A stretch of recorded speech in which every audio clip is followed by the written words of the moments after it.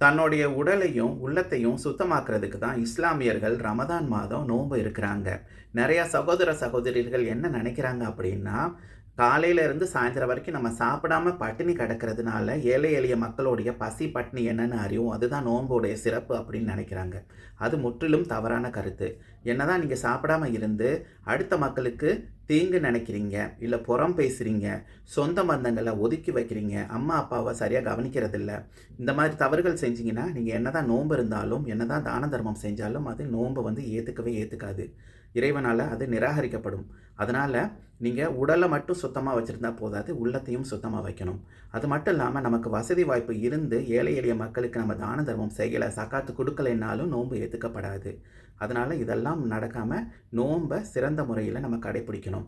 இறைவனோட நம்ம நெருக்கமாகுறதுக்கு இது ஒரு சந்தர்ப்பம். அதனால நோன்ப சரியா நம்ம பயன்படுத்துவோம்.